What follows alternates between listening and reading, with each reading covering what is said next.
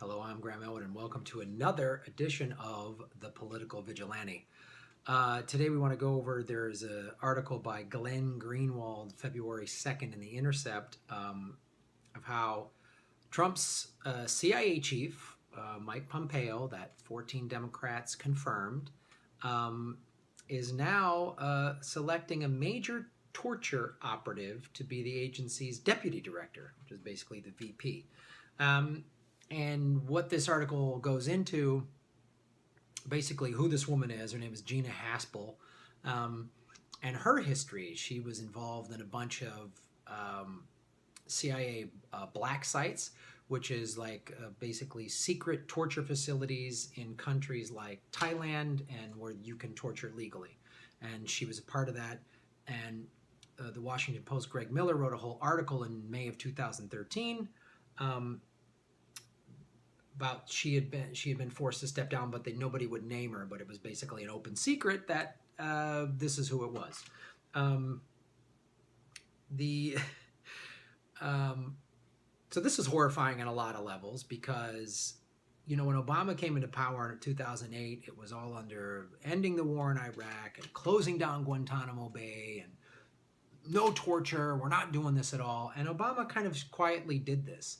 And now Trump is not quietly doing this. He's just coming flat out to do this. And then 14 Democrats confirmed Pompeo to be the head of the CIA, and this is who is deputy director. And it's the same recycling of people.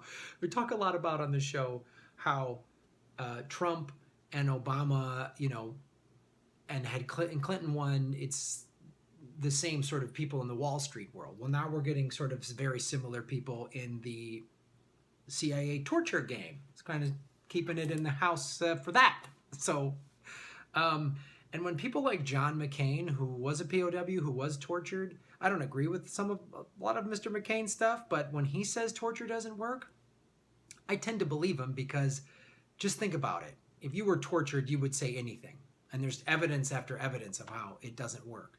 And I know then the response, oh, so we should just give them all birthday parties and let them do whatever they want. No, there's ways to interrogate people. I've talked to interrogators that know how to find people that are lying and how to leverage things that they want or need or fears without physically beating the shit out of them, because if you torture somebody or waterboard them, basically you're drowning them and then resuscitating them over and over. They're going to tell you whatever they want.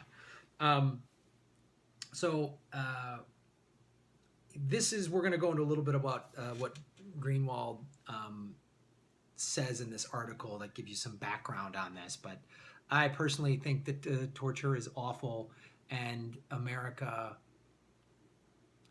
we can't, you know, we've been trying to tout the moral high ground, and then we do stuff like this. And we did it under Bush, we've done it under Obama, and now it looks like we're going to be doing it under Trump. So she played part of in Thailand. She run a secret prison in Thailand, part of the CIA's network of black sites, where 2 detainees were subject to waterboarding and other harsh techniques. The Senate Intelligence Committee's report on torture also detailed the central role she played in the particularly gruesome torture of detainee Abu Zabadiah. I know I'm not pronouncing it. Sorry. Beyond that, she played a vital role in destruction of interrogation videotapes. That's cool. That showed the torture of detainees, both the black site she ran and other secret agency locations. The concealment of those interrogation tapes, which violated both multiple court orders as well as demands of the 9/11 Commission and advice of White House lawyers, was condemned as obstruction by Commission chairs Lee Hamilton and Thomas Keane.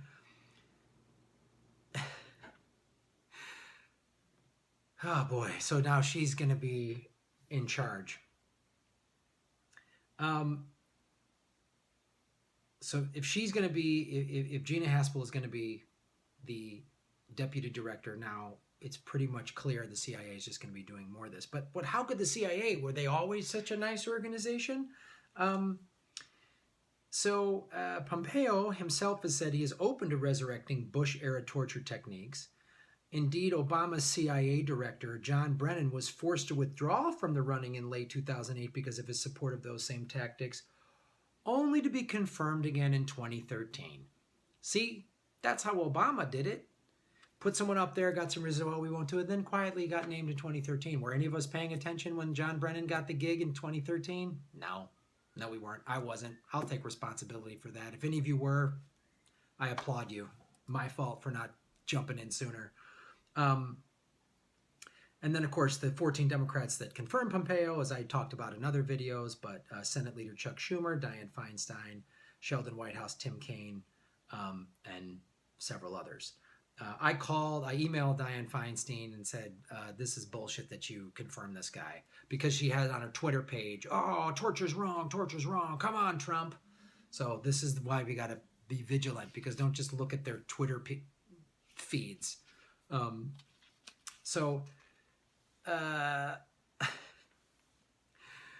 This is what's going on, guys. This is how they did it. And now Gina Haspel is going to be deputy director of the CIA, and she was a part of some of the most horrifying abuses of detainees in the war on terror. Are you happy about that? I'm not. Let your representatives know and pay close attention. This is what they're all doing behind our backs and what they've been doing for years. Like this, subscribe to this. I'm Graham Elwood.